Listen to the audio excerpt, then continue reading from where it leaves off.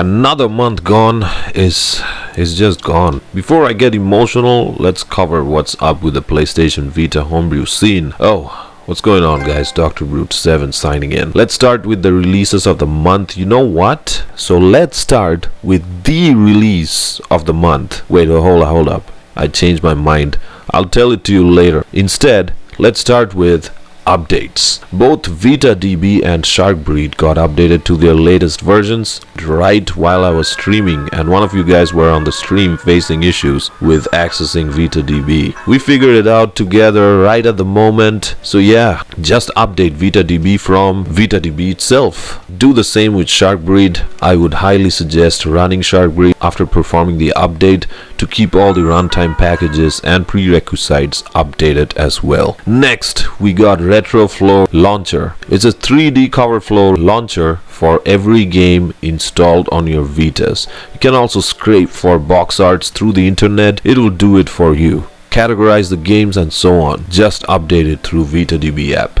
Next up is port of Bewilder House for the PsVita. Bewilder House is a short indie 3D horror game made by Minnow Team. It's a kind of puzzle maze based game where you need to find the right room in order to move to the next using a handy map. Download and play directly through the VITA website, or you can download it through the application itself. How to rob a gas station. How to rob a gas station. So that's basically the name of the game. There's a total of 22 endings.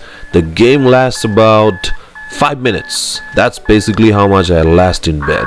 God damn it. Anyways, I actually finished the game as I'm demonstrating it. This was educational. Next, we're gonna get how to toss one off and hit the ceiling.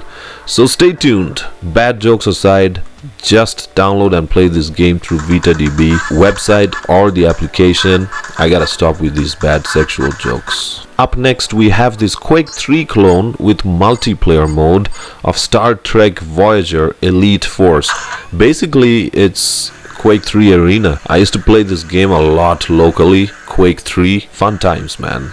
You can directly download and play this game on your Vitas through VITA app. I would highly suggest doing it through the application itself. There's also an update of Quake 3 Arena. I don't know if this can be played through local multiplayer, because if you can, then this would be awesome. I don't know about the controls of both these games. Of Star Trek Voyager Elite Force feels kind of wonky. I'm pretty sure it's gonna be the same with Quake 3 as well, because Quake is a very fast-paced game, and playing this game using the small Vita's thumbsticks are not quite ideal for me. Now this one's my second favorite of the month. Crossy Road Clone Beta for the PsVita by Mr. Kane or Mr. Kane. We're gonna stick with Mr. Kane. Sounds more elegant. The base project made by David Young Seng Lu. I hope I pronounced it right, but if I didn't, well, I didn't. I'm sorry. This is basically Frogger, but you control a boxy duck. Full 3D and jump your way across the on-road obstacles. It's a very nice time killer. Also, the game looks vibrant as fuck. So just give this a try. You can download it as usual through VITA application, or you can download the VPK through the website. Willy Willy also got updated to the latest version. It's basically YouTube from AliExpress. Okay, so there's also an update for better homebrew browser. We're just gonna go ahead and update. Okay, with the latest update, we can now select PSP homebrew browser as well, along with VITA and CBPSDB. Make sure that you have full version of ITLS installed. Here, I already have it installed. So you're just gonna have to go to ITLS Enso and install the full package. Restart your system, and you would be able to access everything here on the latest version of the better homebrew browser. Tamatool, hold up, there's a Tamagotchi emulator. I remember one of my cousins got this as a gift, and I noticed there was a pixelated Pokemon Munchkin looking thing that was crying for food.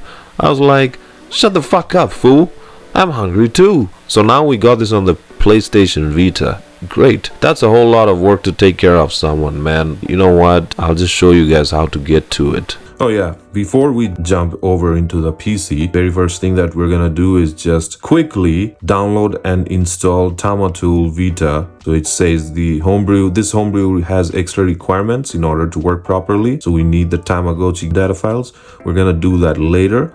Let's just install it real quick so that it just sets up the game data files and puts them in the right place by creating the required folders. And once this is gonna be done, we're gonna jump right over into the PC. Let's just quickly connect our PsVitas through VITA shell.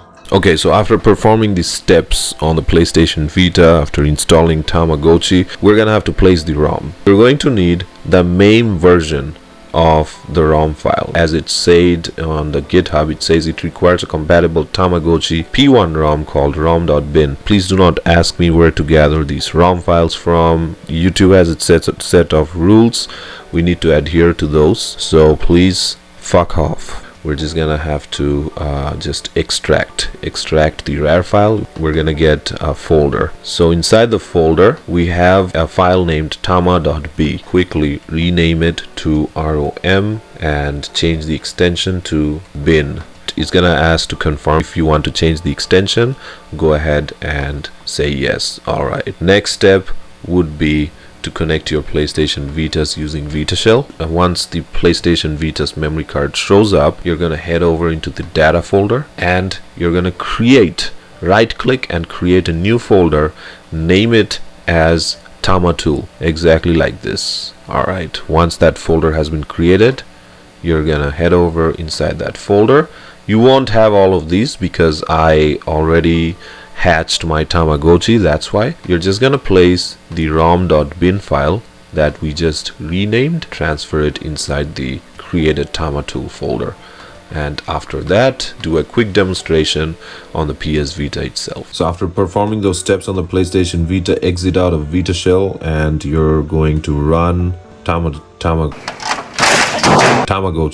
So this here is the egg. You're gonna have to hatch it. The square, cross and circle are basically A, B and C. Now you can fast forward the time by the left and right trigger, and start is going to save the progress, select is going to load the progress. Okay, now I don't know how to hatch this egg, so we're gonna try this out real quick. X, which is B, sets the time for whatever reason, I don't know, man. Hatch, motherfucker.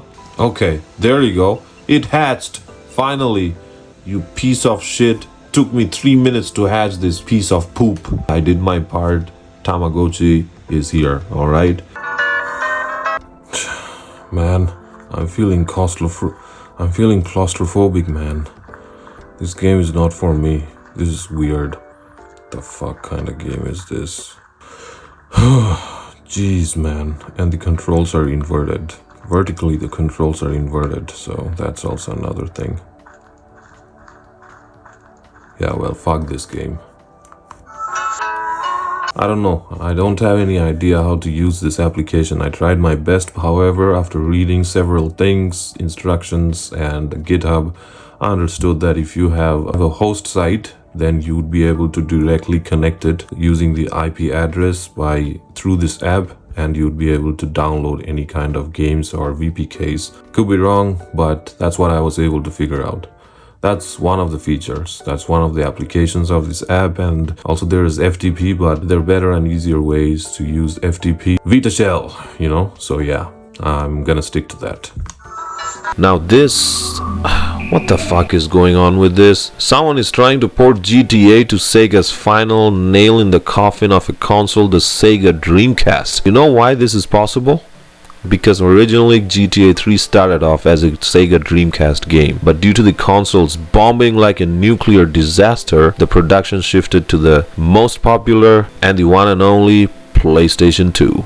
This game was scheduled for GameCube and Xbox, but they just decided to go with the star of the generation instead. And the rest is history. Before wrapping this one up, for all the Sega Genesis Mega Drive fans, it's a unique platformer with a Lovecraftian vibe to it. Man, amazing combination. Eldritch Monarch is still an ongoing project, which started off as a Kickstarter, but it didn't reach its full goal. Ended on July 11th, but still made almost through its goal. So the developer is still on the project as he got some pretty solid backers and can support him more through Patreon.